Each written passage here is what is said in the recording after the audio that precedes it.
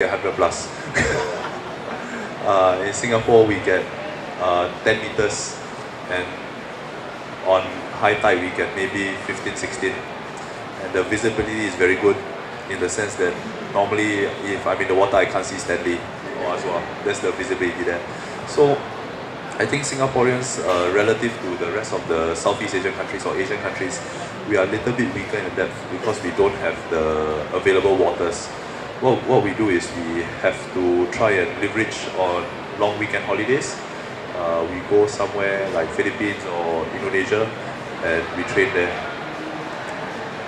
Personally, for my prep, what I do is leading up to competition, I will have usually 2 sessions. One session will be 1 month before the competition. I'll fly somewhere deep for a few days and hopefully I can adapt. And that is what I call the benchmark. Based on the way I perform, the way my body adapts for that benchmarking session is what I will use to predict my competition performance. Then I'll fly to the competition location. Normally there will be a bit of pre-training before the competition, and I'll use the 3 to 4 days to adapt myself again. And I'll use the data from the way my body reacts based on the pre-training and the benchmarking sessions to indicate how I'm going to push myself or not push myself for the actual competition. So that's the way I train. Just to add on to what they have said, I think it's a challenge for most divers in this region, except Indonesia, to actually find that. But what I found out is actually you can break down a deep dive into several components where you want to practice, and you can do them either dry or in a shallower depth. FRC, as mentioned by Azwa and Azam, is a good way to actually adapt your lung to greater pressure without going deep. I think, in fact, I was told that most deep divers, they also use FRC, even they have depth availability. But if you dive down to 60 and more, you can only train once per day, for example. So it's not a whole lot of training you can get out of that 2 minutes. So shallower dive, but with empty lungs actually allow you to do a repetition of what you are trying to fix.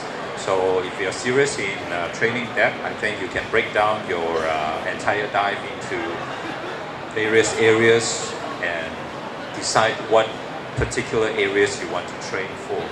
Is it compression on your lung? Is it flexibility on your rib cage? You can do that with certain exercises, dry as well. If you want to train equalization, I think for me at this stage, ear equalization is the main challenge for me.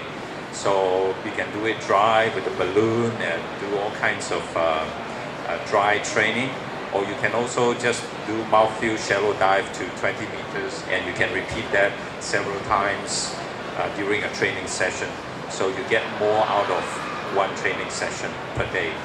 So I would say for me, 80% of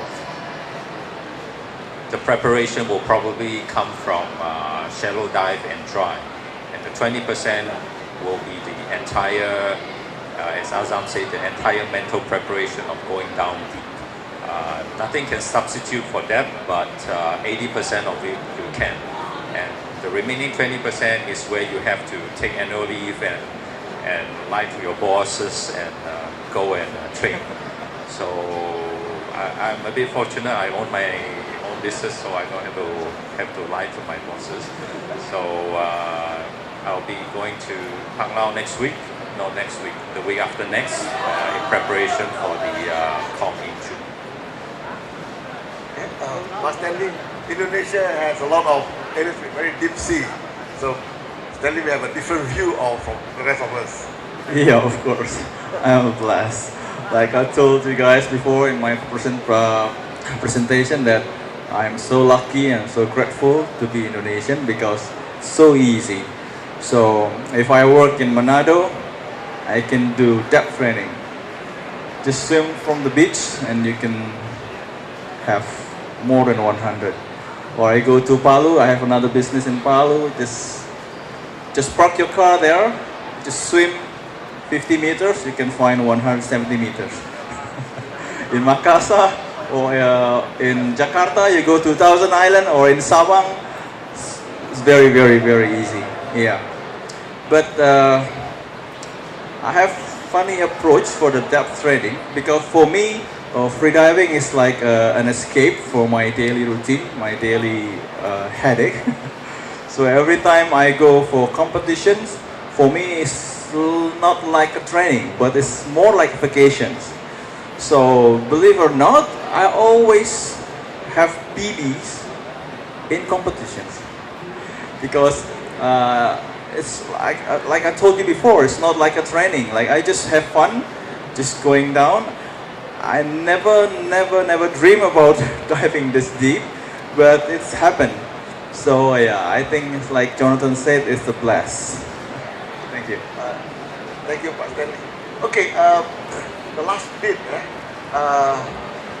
individually, where do you see yourself aiming for within the next year, in terms of competition, whether it's dam, whether it is pool? What will be your main target?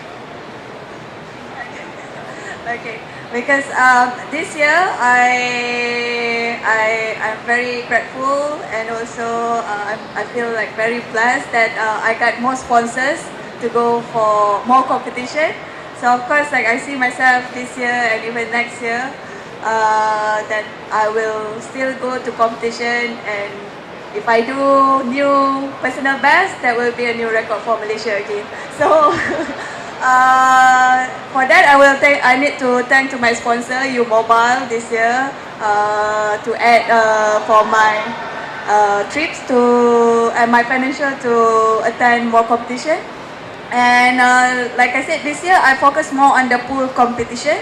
So I have a few competition lined up after this. So of course I want to break a dynamic record, which is now 165. And then I really want to go to 200 meters, because I just want to see if this is my limit, or I can still go more. Because the world record is not far from 200 meters. Okay. And of course, when I started to compete for that, I start with 28 meters. And then when I look back, every year I start to increase 10 meter, 10 meter, 10 meter each year. So 28, and then 40 meter, and then 50 meter, and then last year 60 meter. I really want to see if I can reach a 70 meter this year. So